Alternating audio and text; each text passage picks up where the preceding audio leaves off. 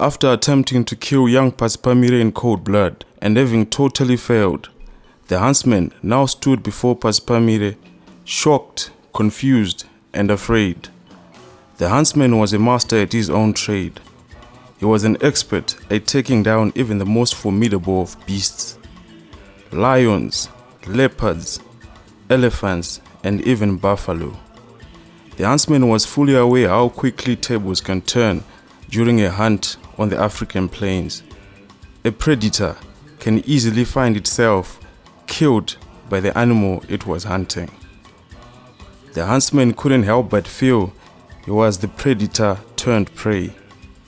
He was now at the mercy of Pasipamire and feared how Pasipamire would use his powers to retaliate against him in that very moment. But much to his surprise, young Pasipamire spoke to him in a calm, collected voice. "Don't be afraid, huntsman. You have no enemies here. Please, come and sit beside me." The huntsman replied, "I have never heard of a man whom, after surviving an assassination attempt, would immediately offer clemency to the assassin. Do not take me for a fool. No one is that naive. You intend to squeeze me of information before dispatching me using your powers." Pasipamire replied, "You are not the only one who tried to kill me this season. A while ago, a group of warriors also tried to assassinate me. They tried to set my heart on fire, and now you try to kill me, even though we have never met and I have never wronged you in any way. Clearly, there is someone powerful who wants me dead, and thus they keep sending men to take my life. I just want to know the reason why." The huntsman, being a fair man, felt that indeed Pasipamire deserved to know who wanted him dead and the reasons why. And so, he spoke to Pasipamire honestly, and the two would spend the rest of the day in deep conversation, where many issues were discussed, and by the end of the day, Pasipamire had invited the huntsman to his hut, and the huntsman had accepted. The huntsman tried his best to explain to Pasipamire why Lobengula felt threatened by him, and how he would not give up until Pasipamire is dead. "Even if I failed, Lobengula will send more and more people, even an army, just to see you dead," the huntsman spoke. Pasipamire also tried his best to express himself to the huntsman. Over the next few days, the huntsman stayed with Pasipamire. He witnessed impossible things, and he was given a chance to learn the character of Pasipamire and the spirit which was upon him. Pasipamire was no ordinary man. The huntsman had witnessed Pasipamire do impossible things. Once, they had seen a buffalo and its calf from a distance near Pasipamire's hut. Pasipamire, by playing his mbira, had somehow summoned the buffalo and proceeded to milk the wild beast. That was the first time the huntsman had ever drunk fresh Cape buffalo milk. The huntsman had seen Pasipamire sit beside the marula tree. Even though it was not in season, they spent the day in its shade. Pasipamire, as usual, playing his mbira the entire time. What shocked the huntsman was when they were about to leave, the marula tree somehow had ripe marulas on its low-lying branches, and they harvested the tasty fruit with relative ease. The huntsman could now appreciate why Pasipamire kept no livestock, grew no crops, and kept no wealth. His ideology on life was unlike anything the huntsman had ever seen. He detested violence of any form. He loved his music. He was indeed a great mbira maestro. The huntsman became endeared to Pasipamire. A friendship had developed between the two.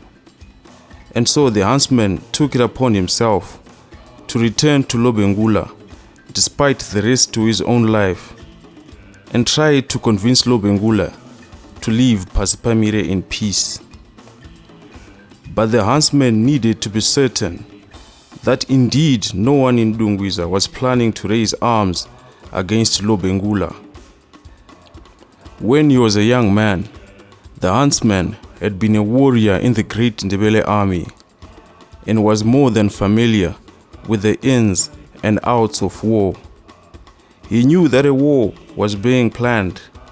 It would be hard to hide the signs from an expert eye such as his. Firstly, he looked to the youth of Dungwiza. The huntsman knew that the engine that drives the gears of war are the young men in a kingdom. When war is planned, young men are recruited and concentrated into barracks where they are trained in military tactics and different kinds of combat, all under the promise of cattle and the glory of battle. Secondly, the huntsman knew if a kingdom is getting ready for war, you can always tell by analyzing the type of items being produced the most by the blacksmiths. If war is being planned, smiths produce a lot of weapons, spears, swords, knives, iron-tipped arrows, and rounds of bullets. But despite traversing Dungwiza in its entirety, the huntsman was unable to discover any signs of imminent battle or any such thing. Instead of being concentrated in the barracks, the youth of Dungwiza were scattered across the land, engaged in all sorts of economic activity, such as pottery, cloth trade, mining, or just agriculture. The huntsman had seen all there was to see, and he was entirely convinced that Lobengula's fears were based on nothing more than a king's paranoia. The huntsman was ready to return to Bulawayo. Before he left, the huntsman visited Pasipamire one last time. He apologized to Pasipamire for having tried to kill him before, and he told Pasipamire, "My friend, I have discovered the truth for myself. My new mission now is to convince Lobengula that you pose no threat to his interests. But Lobengula is a stubborn man. It will be difficult to convince him. I may lose my life trying, but I shall do my best." Pasipamire told the huntsman that their encounter was not a coincidence, and that the huntsman must be brave in his quest. With that said, Pasipamire gave the huntsman a closed basket and instructed the huntsman to present the package as a gift to Lobengula. Pasipamire then whispered a few words into the huntsman's ears, and he told him that message was for Lobengula's ears only. The huntsman was to whisper those exact same words to Lobengula, king of the Ndebele. The two bid farewell, and the huntsman began his journey back to Matabeleland to report to King Lobengula. Through the grasslands and across the plains of the savannah, the huntsman traveled. He crossed the mighty Shangani River into Matabeleland late afternoon and arrived at the king's court at night. All eyes were upon him as he entered the king's court, carrying a basket on his back. The atmosphere was tense as he was met with an irritated king who had already lost patience with the huntsman. But upon seeing the huntsman carrying a basket, the king's face lit up with excitement, as he clearly expected that within the basket was the head of Pasipamire Tsuro, the man who had been causing him so much worry. The huntsman approached Lobengula, and as is customary when in the presence of a king, the huntsman knelt down. While clapping his hands, he began to exalt Lobengula and his court in the traditional fashion. After the formal greetings were done, Lobengula hastily said, "Huntsman, I knew you wouldn't let me down. Others believed you had met your end or had escaped from your duties. But I knew you would return. Now please beguile us with the tale of your hunt. I want to know every detail of how Pasipamire met his end. And so the huntsman began his story. He spoke of how he had stalked Pasipamire and how he had fired a gun and arrows at him point blank, but didn't manage to draw a single drop of blood from Pasipamire. He told the court of how he had given up on killing Pasipamire as he seemed immune to all forms of weaponry. He also told the court how he had been invited and had stayed with Pasipamire after his mission failed. One of the king's advisors and indunas, Loche, interrupted the huntsman angrily, saying, "If what you are saying is true, then why did you not come back to report immediately to the king after you had failed your mission? You have made the king wait this long to know of your failures. You have some nerve, huntsman." The huntsman replied, "My king, I only stayed as long as I did because I wanted to get to the bottom of the matter.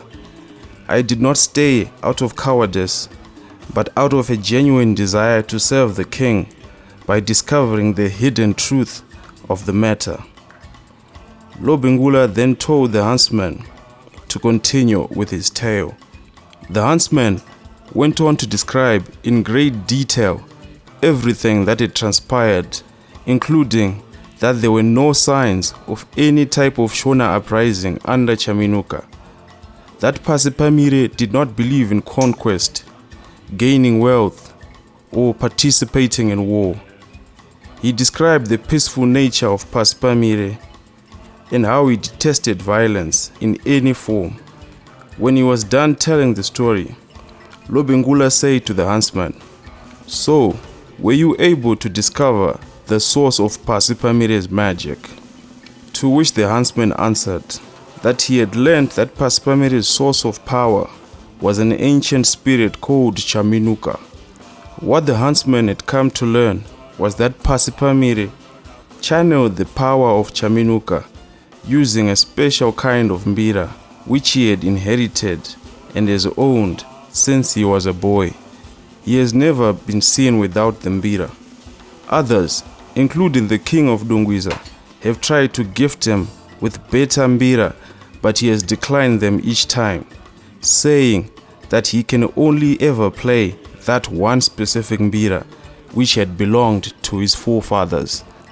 The huntsman then revealed that he had been given a message by Pasipamire along with the basket, and the message was for the king's ears only. Lobengula nodded, giving the sign that the huntsman was allowed to move closer to the king with the basket. The huntsman presented the basket to Lobengula, who brazenly opened it himself. After a pause, Lobengula announced to the court that this was the greatest tribute he had ever received in his entire reign as king of the Ndebele. Lobengula said he was deeply honored by the tribute sent to him by Pasipamire. The huntsman then whispered the words he had been told by Pasipamire into the king's ears. Upon hearing it, the king decreed with immediate effect that all hostilities directed towards Pasipamire should end. He ordered that a royal delegation be organized to visit Pasipamire formally to extend Lobengula's hand of friendship. Everyone in the court was shocked at how Lobengula was so quick to believe the huntsman, and how he had suddenly changed from wanting to kill Pasipamire to wanting to befriend him, all because of a basket and some words whispered by the huntsman. Everyone within the court wondered what words the huntsman had whispered to the king. They were also curious as to the contents of the basket. Unable to hide their curiosity, one of the king's indunas finally summed up the knowledge to ask Lobengula, "My king, what message has been sent from Pasipamire through the huntsman?" To which King Lobengula smiled as he remembered the words that the huntsman had just whispered to him. Over the next days, the people sought the huntsman to ask him why the king would ever call something that fits in a mere basket the greatest tribute he has ever received. To which the huntsman would reply, "Because the basket was from Chaminuka, the great spirit of gold."